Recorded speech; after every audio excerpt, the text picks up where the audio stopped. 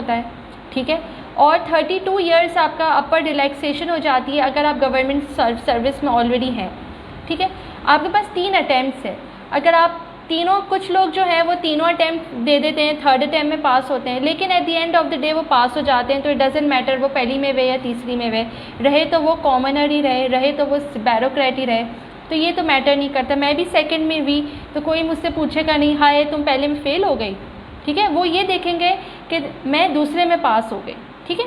तो CSS doable है for a lot of reasons. Number 1, आपके पास बहुत सारा टाइम है, आपके पास 10 साल हैं करने के लिए। 21 से लेकर अगर आप 30 तक देखते हैं तो आपके पास 9 से 10 साल हैं, ठीक है। सेकंड ये है आपके पास 3 अटैम्प्ट्स हैं, पहले में नहीं हुआ कोई बात नहीं, दूसरे में नहीं हुआ कोई बात नहीं, तीसरे में हो गया बहुत अच्छी बात है। तीसरे में नहीं भी हुआ तो ज़िंदगी ख़त्म नहीं होती, आप PMS के लिए बैठ जाएँ, PMS में भी नहीं होते कोई मसला नहीं, आप CSS की तैयारी में इतना कुछ सीख लेते हैं कि आप अपनी ज़िंदगी में बहुत कुछ अच्छा कर लेते हैं।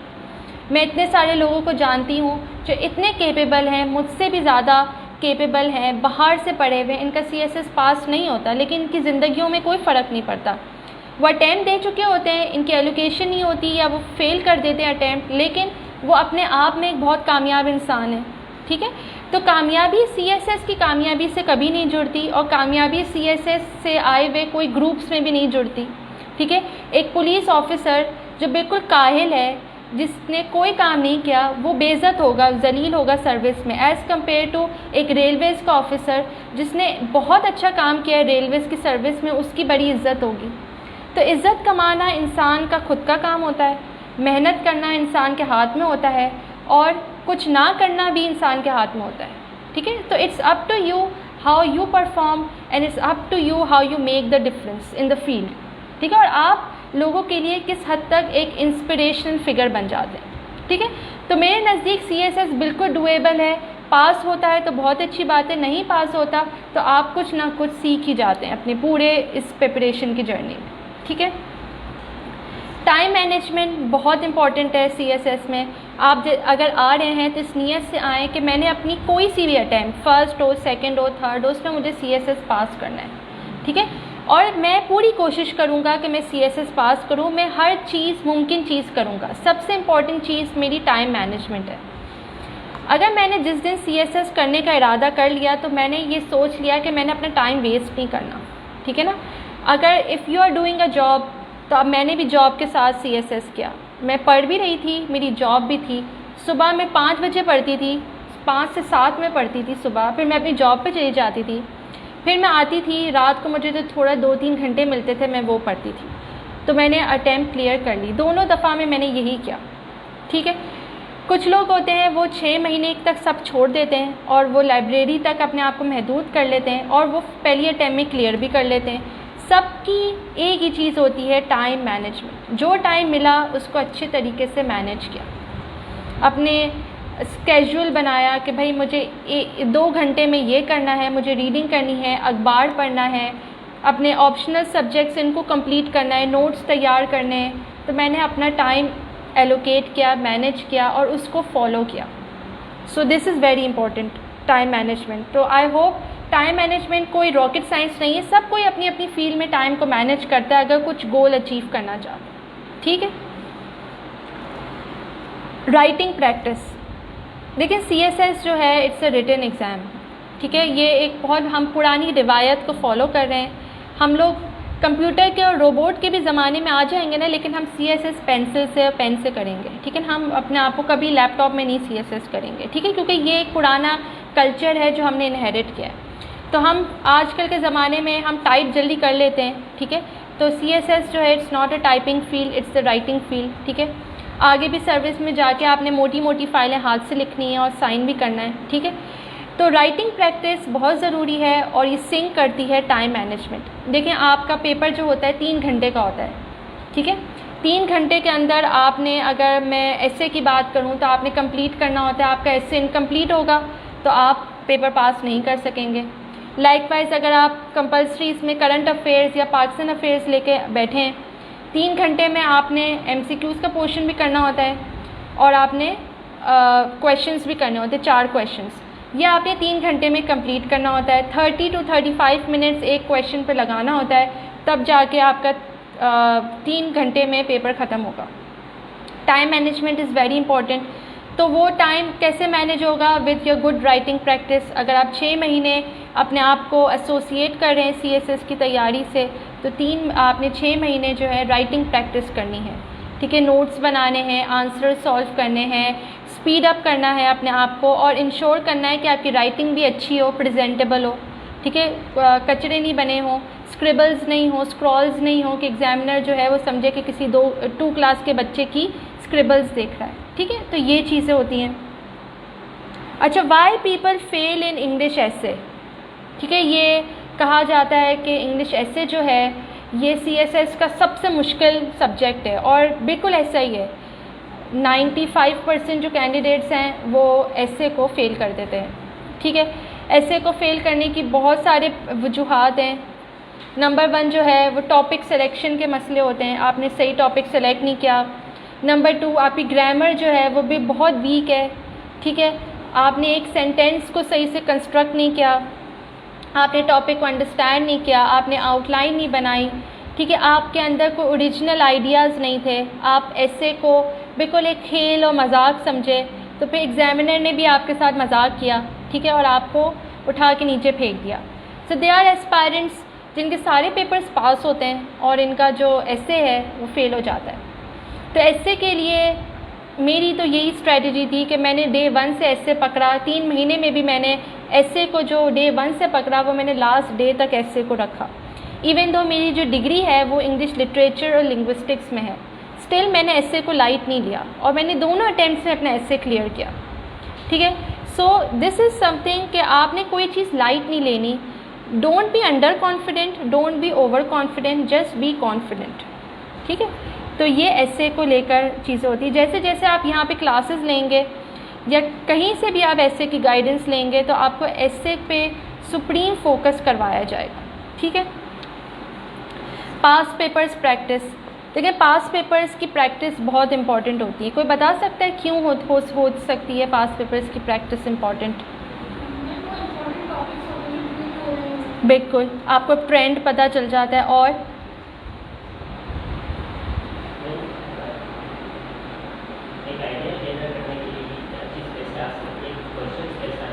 एग्जैक्टली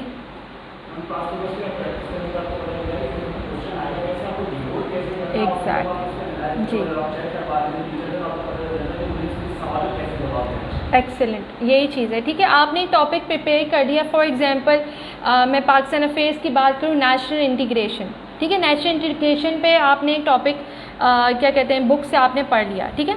सवाल आपसे national integration right a note ऐसा नहीं आएगा, ठीक है। वो नेशनल इंटीग्रेशन को किसी न किसी चीज़ में जोड़ देंगे। फॉर एग्जांपल उन्होंने जोड़ दिया कि नेशनल इंटीग्रेशन और सेक्टेरियन इश्यूज़ इन पाकिस्तान। अब आप इसका एंगल उन्होंने बता दिया क्वेश्चन में, आपने इसको पढ़ना है और आपने इसको एवेल्यूएट करना है। ये चीज़ें जो होती हैं ना पास पेपर्स में, क्वेश्चंस जो हैं 70% रिपीट होते हैं। 5 साल के पास पेपर्स जो हैं, इनफैक्ट 2016 से जब CSS का सिलेबस चेंज हुआ तब से कहा जाता है कि पास पेपर्स जो हैं वो रेपिटेटिव आते हैं। 3 साल बाद एक क्वेश्चन रिपीट हो गया, 2 साल बाद एक रिपीट हो गया। तो इसमें क्या होता है, आप प्रिपेयर्ड होते हो कि आप जब अपना फाइनल डे में पेपर देखते हो तो you are not surprised, you are prepared and you know how to answer, जैसे सर ने कहा पीछे, ठीक है। तो ये पास पेपर्स की प्रैक्टिस बहुत इंपॉर्टेंट है और मैं जो हूँ पास पेपर्स पे ज़्यादा फोकस करती हूँ रीडिंग से ज़्यादा, क्योंकि रीडिंग तो ठीक है आपने कर ली, the main crux is how you write and that is the practice, ठीक है। अच्छा, what is the criteria to become a potential candidate for CSS? अब आप मुझे अपने आप को जज करके बताएं कि आप में ऐसी क्या क्वालिटी है। इतना मैंने बोला, आप लोगों को सुला दिया बोल बोल के, ठीक है। तो अब आप बताएं कि आप में क्या ऐसी क्वालिटी है कि आप इस एग्ज़ाम के लिए बिल्कुल परफेक्ट समझते हैं अपने आप को, and you should be confident to speak about yourself. आपसे स्टार्ट करते हैं।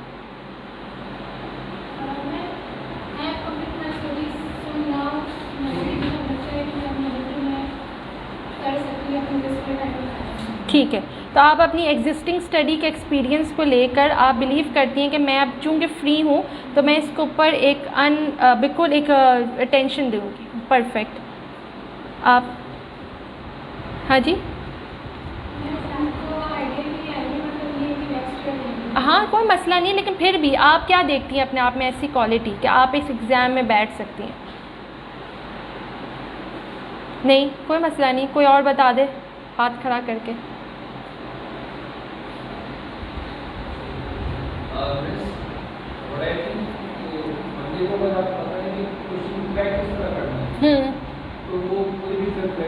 बिल्कुल एग्जैक्टली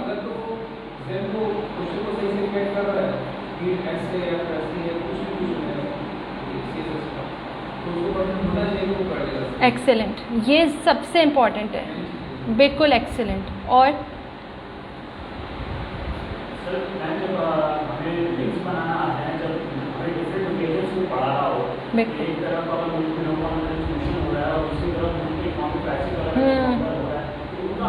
लिंक क्या है एग्जैक्टली,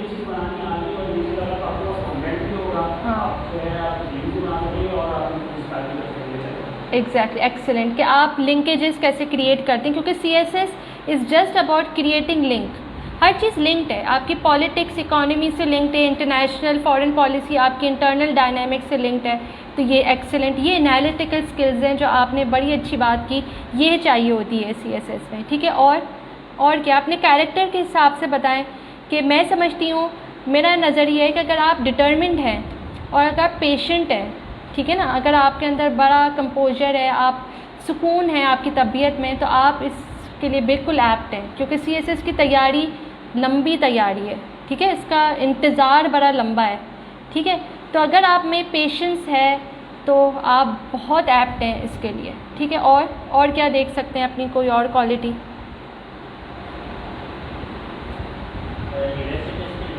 हाँ जी बिल्कुल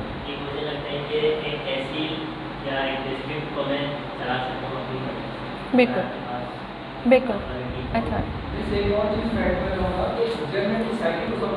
बिल्कुल एग्जामिनर्स अप्रोच पूछना चाहते, एक्सेलेंट,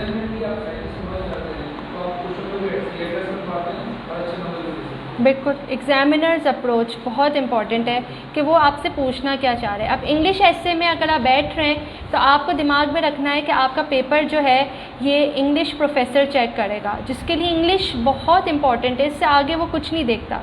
लाइकवाइज अगर आप करंट अफेयर्स का पेपर कर रहे हैं तो आपके पास कोई ना कोई या तो जर्नलिस्ट होगा या जिसका एक कंसिडरेबल एक्सपीरियंस होगा in the news paper industry, तो वो आपसे क्या एक्सपेक्ट कर रहा है कि आप उस लेवल पे आकर उसको जवाब दो, और वो लेवल हर इंसान रीच कर लेता है अपनी तैयारी के दौरान। ये कोई भी बाय बर्थ ये चीज़ें जो हैं सीख कर नहीं आता, वो with the passage of time. हम भी बिल्कुल कोड़े थे, मुझे कुछ नहीं पता था, मेरी फैमिली में कोई ब्यूरोक्रेट नहीं है, कोई भी सिविल सर्वेंट नहीं है, I am the first one, लेकिन कर लिया, अल्लाह ने करवा दिया और सिखवा दिया, ठीक है। तो ये चीज़ होती है। अच्छा, और जो बहुत इम्पॉर्टेंट है वो है एवेल्यूएशन, जो मेरी तो हमेशा एक स्ट्रॉन्ग मेरा एक स्टांस रहता है कि मैं स्टूडेंट्स की एवेल्यूएशन करूं। तो आप लिखें बहुत अच्छी बात है, लेकिन आप अपना काम ज़रूर चेक करवाएं, या तो सब्जेक्ट स्पेशलिस्ट से, ठीक है, या एक ऑफिसर से, तीसरे के पास ना जाएं, ठीक है। आप अपने दोस्त को भी दिखा सकते हैं, ऑब्वियसली दो मिलकर तैयारी कर रहे हैं, लेकिन दोनों मिलकर आकर अपना जवाब किसी अथॉरिटी को दिखाएं जो एक एक्सपीरियंस से गुजरा हुआ है, वो आपको आपकी मिस्टेक्स बताएगा ऑनेस्टली, ठीक है। और मैं बिलीव करती हूँ ऑनेस्ट एवेल्यूएटर नहीं होते, ठीक है। तो हाँ, अल्लाह ताला उसके साथ बड़ा भला करता है जिसको एक ऑनेस्ट मेंटोर मिल जाता है, ठीक है। So go to a person who honestly tells you where your mistakes are and how you can overcome that, ठीक है, ये चीज़ है। अच्छा, मुझसे कहा गया है कि मैं अपनी स्टोरी बता दूं CSS जर्नी की, तो मैंने बता दिया। अच्छा, चैलेंजेस मैं बता देती हूँ। मुझे जो फेस वे चैलेंज यही था कि मेरे पास कोई इवैल्यूएशन के लिए मौजूद नहीं था, ठीक है, क्योंकि मैं तो एक तो मैंने खुद तैयारी की, मैं कहीं एकेडमी नहीं गई। एक मेरे टीचर हैं जिनका मैं नाम हमेशा कोट करती हूँ, सर पीर अली राशदी साहब हैं।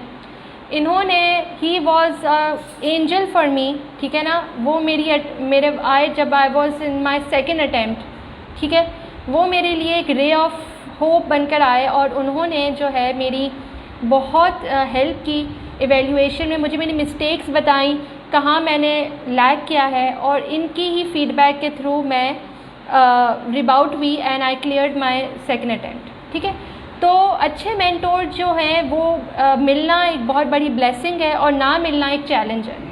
ठीक है, तो मेरा तो ये चैलेंज था, लेकिन आई होप इंशाल्लाह कि आप लोग करें, तो मेरी दुआ है कि आपको ये चैलेंज ना मिले और आप लोग फर्स्ट अटैम्प्ट में ही क्लियर कर लें। और सर ने अगर अपनी अटैम्प्ट 22 में दी है तो मेरी दुआ है कि अल्लाह ताला जो है इनको क्लियर करवा दें इन देयर फर्स्ट अटैम्प्ट, क्योंकि फ़र्स्ट अटैम्प्ट की खुशी जो होती है वो खुशी होती है।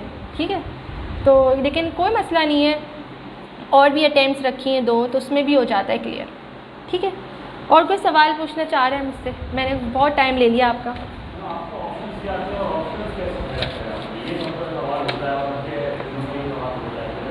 अच्छा, मेरे जो ऑप्शंस थे, मेरा इंटरनेशनल रिलेशंस थे, international law, sociology, gender studies and public administration. मेरा इंटरनेशनल लॉ जो है मेरी पहली अटैम्प्ट में वो रह गया बाय 2 मार्क्स। ठीक है, इवन दो मेरा एग्रीगेट 650 आ गया था, but I was unable to clear the international law paper. मैंने सेकेंड अटैम्प्ट में यही दिया। ऑप्शनल्स मैंने अगेन कहा कि आपके इंटरेस्ट के ऊपर होते हैं, मेरे यही इंटरेस्ट